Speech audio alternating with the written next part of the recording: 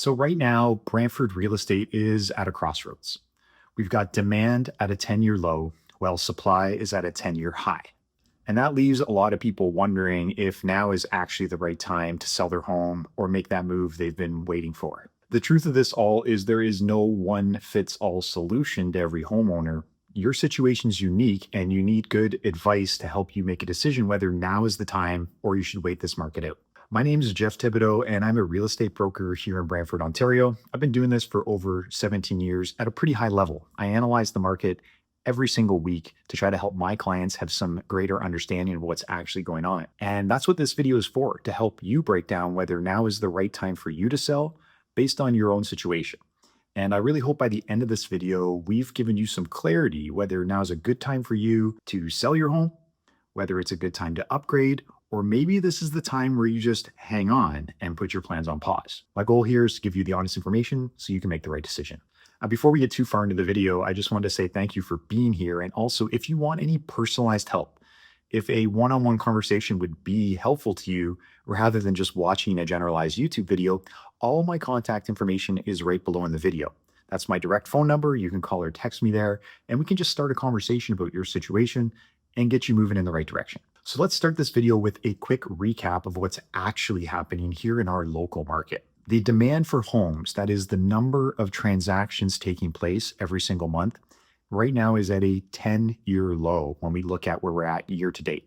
And it's almost certain this year is going to end with that number being the lowest number in the last 10 to 15 years. Now, the reality is no matter how far the market slows, it never stops.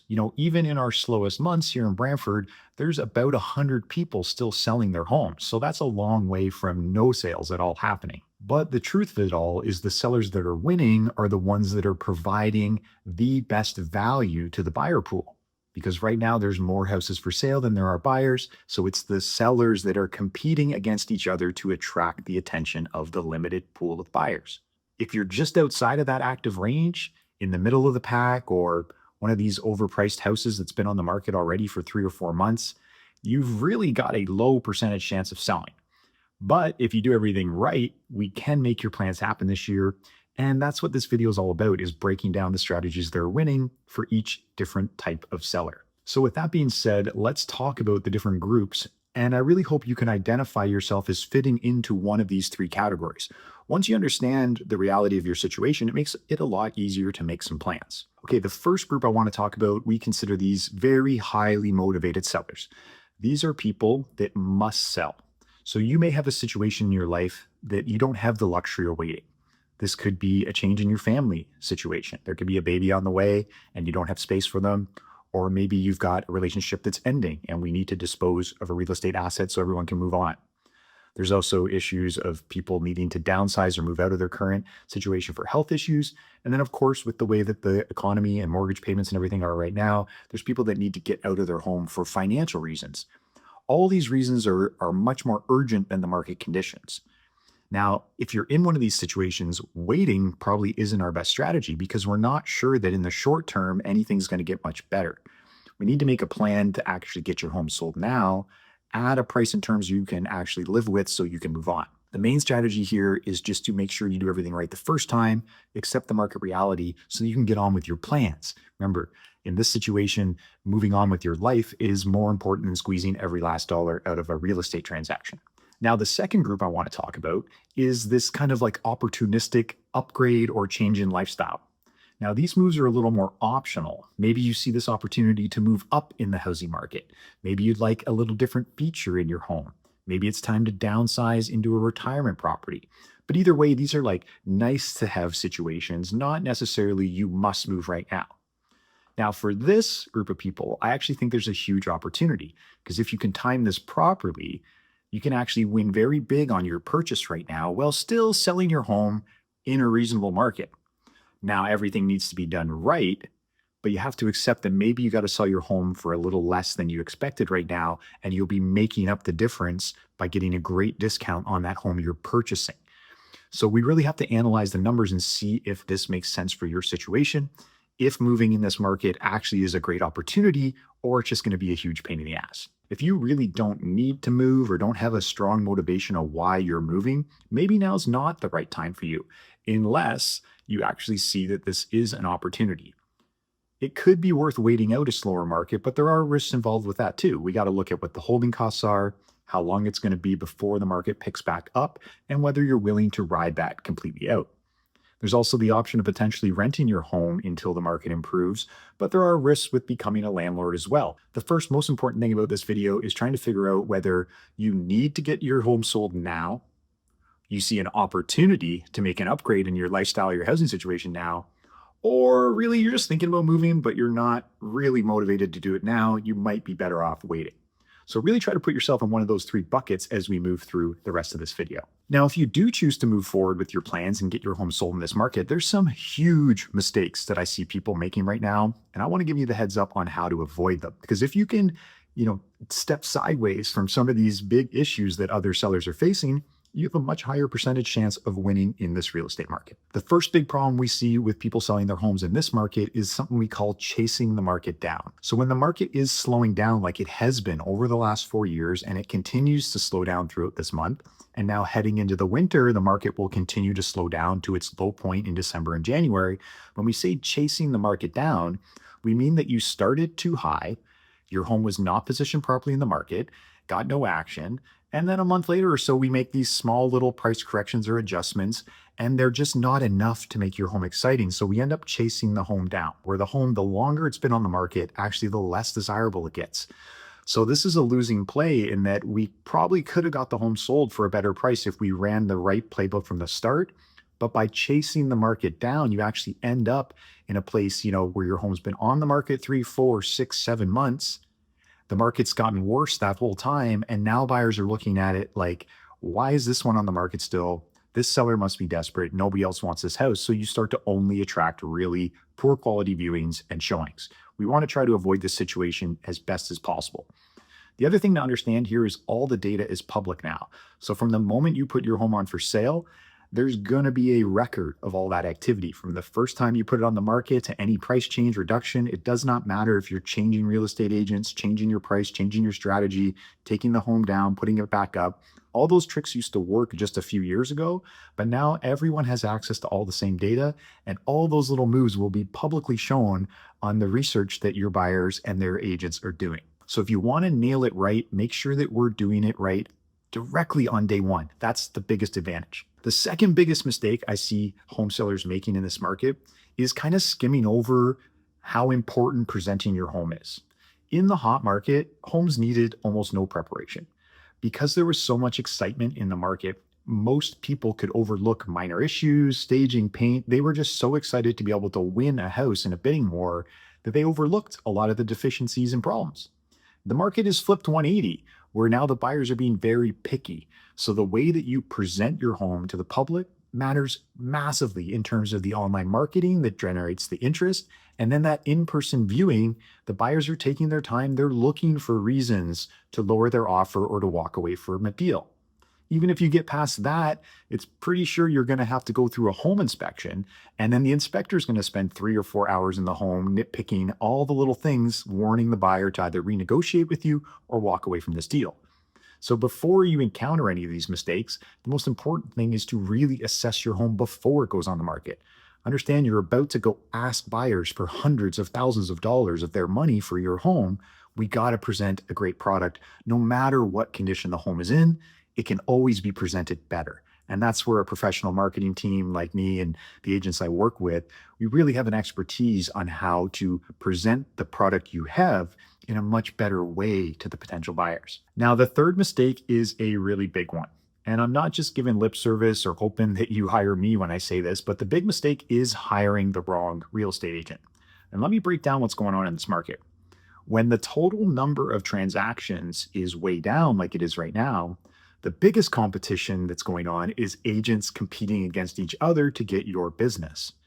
And when the total number of paychecks is so much smaller for our industry, you can for sure find agents that will happily tell you whatever you want to hear just to get you to sign the contract.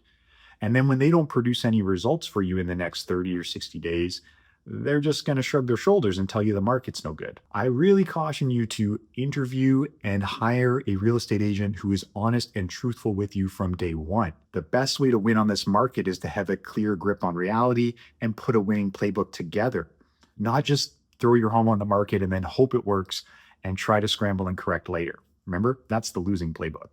So make sure you're asking tough questions of your real estate agent. Ask them how many homes they've sold recently in this market. Ask for proof of that. Go over in detail what their plan is to properly present and market your home in today's buyer pool. It's not just going to be a slam dunk like it was in 2021. There's been several times that I've been called in the last couple months to pick up where another agent has dropped the ball. The sellers have been unhappy, they haven't gotten the result, and then they've reached out because of one of these videos to say, Jeff, we're ready for the honest approach. Tell us what's wrong, tell us the reality of the market, and make a plan that actually gets us to our finish line. Now, these are much more uncomfortable conversations when I have to bring a lot of news that isn't happy to you, but I'd rather do that in advance so we're all in agreement what the challenge is in front of us and how we're going to win versus try to clean it up after when the plan didn't work, which is the normal approach in our marketplace. So let's quickly talk about what's working in this market, right? What I see winning sellers doing, including my clients. We've actually been able to put 5 deals together in the last 30 days alone. And every one of these clients is happy to get across the finish line at this stage. So let's break it down. Number one, we have to understand that our competition is actually the other sellers in the market. It's not the buyers. The buyers are our friends. We want to attract them. We want them to make good offers. It's all of your neighbors that are also selling their homes. So before you launch your home on the market, we need to take a really deep dive on who our competition is. Who are the other 3 to 6 houses that the buyers are going to look at and compare yours against? When you stand out, not always on price, but on value, what you are offering for the price to the buyers, that's the one that gets the offer. If you're just out of that value range, you end up getting a lot of viewings of your home, but then you watch sold signs go up on some of your neighbors' properties and you wonder what's going on. Well, what's going on is they're using your home as a comparison point to justify the price or the offer they're making on another property. If you find yourself in this situation, we want to correct that quickly to get ourselves into the best value position so people come and see your home and they're the one making an offer to you. The second thing that's really winning right now is going all in on preparing your home. Buyers are being more picky than ever. We need the photography to stand out and we need the physical viewing to be amazing. So that means we got to get rid of yellow and red flags that just look like dollar signs and reasons to not buy your home. This is done through cleaning, repairs, maintenance items, landscaping, curb appeal, staging, and then of course, if you do all that right, incredible media goes on top of it. But any one part of that puzzle breaks and some point of the marketing or viewing experience lets people down. And if people are let down, then they're either not going to choose to view your home in a private viewing, or they're going to view it and not make an offer. What we want is people to be excited the whole way. From the first time they see your listing to the more they dive into it, they get more excited. They come view it in person. It's exactly what we promised. There's no yellow or red flags, and then they make an offer. That's the key to win in this market. The other behavior that I see with sellers that are winning right now is kind of detaching your emotions away. You know, we all value our family home, but we have to be able to look at it objectively. And one way this shows up is like we might be on the market and a buyer might either verbally or in writing throw kind of a low, maybe offensive number at you. And, you know, it's easy to get our back up when that happens and get offended and not want to work with someone. But my job always is to remind my clients to say, hey, I don't really care where someone starts with their offer. I care how far we can bring them up. So let's try to not get emotional here. Let's actually thank this buyer. Thank you. Thank you for viewing the home. Thank you for making me an offer, right? Now let me go to work, the real estate agent, negotiating this deal up to its maximum. Once we're at our maximum with that buyer, then you can decide, is this someone worth working at? Or is this someone to just say no thank you politely to and keep looking for another buyer? But too many sellers get a little emotional at the beginning and they can like hijack their own negotiation because their emotions are at play about their family home. But if you instead you just look at it a little more pragmatically, buyers are rightfully so. They're out trying to get good deals. There's lots of inventory and lots of choice. So let's work with them and show them why this home is a great value, bring their price expectations up to your level and allow you to say yes or no. But let's not get all angry just because someone is trying to get a deal. The next big tip I have for you is actually to have a pretty solid plan B. You see, when it comes down to any type of sales or negotiation, the person who needs the deal the least is usually the person in the stronger negotiating position. So if you really need this deal to happen, you probably are going to have to make some concessions when that buyer finally does show up. But if you have a plan B, if you're feeling confident in your position in the market, then you don't feel like you need to negotiate with every single person that walks through the door. You're actually waiting for that right buyer because you can be patient. So figuring out your plan and what you will do if your home doesn't sell right in 30 days or it isn't getting the price you want, as long as you have a plan B in your back pocket, what that gives you is confidence as a seller that you can be patient and you can be calm and that you can make your moves the way you want to and not have to just be reacting every 10 days to the market. The last little tip here is to be flexible and patient, right? When the market is a little bit slower, any single segment can just go through little ebbs and flows. There could be nothing wrong with your house. There could just be no buyers for, 2 or 3 or even 4 week period just because of the natural ebb and flow. We have to remember that homes aren't commodities. Every home is unique and every sale requires a real human or a family to want to buy that home, go out and get a mortgage, write an offer. This isn't like trading stocks. So we do need to have a little more patience around the expectations of how quickly things are going to go when the market is a little slower. If you can nail these little tips, you're going to be in such a better position strategically, emotionally, and mentally when you are selling your home. It's going to feel very powerful and strong versus feeling very confused and wondering what's happening. So with all this information in mind, I mean, the real question that most people start with is like, should I even do this? Is this the time for me to make a move? And let me break it down kind of the flow chart way. I like to think in little like yes, no charts, right? So the first question I want to ask you or you want to ask yourself is, do you really need to move right now for one of these big life reasons? Is the move more important than the circumstances, right? We got to get this done. If the answer is yes, let's go for it. Call me up, tell me the truth. We'll make a plan. We'll get your house sold. I promise. Question number 2 is, am I seeing an opportunity actually? Maybe I don't need this to happen, but I actually am looking at what Jeff's saying in his market stats videos, and I'm seeing a big opportunity for me to either make that upgrade right now or get out of something that, I never wanted to be in the first place, or I got tied up in. Maybe it's exit time for that. Maybe you made a losing investment and you'd rather just cut your losses versus try to ride this out. Those are all valid decisions. I'm not here to judge the situation. I'm here to help you get to your result. The third question might be, am I willing to be realistic about the pricing in today's market? Right? If I've got a sky high price in mind, I hate to tell you, but there is no uneducated buyer that's just going to walk in and overpay for your house. They've got too much choice. They've got a realtor advising them. That kind of behavior was happening in the hyped up, fast moving market, but it doesn't really happen in a slow moving, cautious market.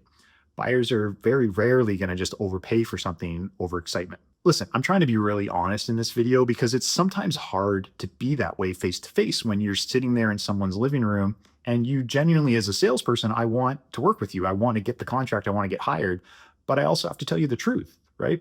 It's a lot easier to tell you the truth here on a video when I'm not being hired, but I hope you can appreciate I'm just trying to bring you the honest information about our market and what works. If you're saying yes to these questions, I do need to move now, or I do see an opportunity now.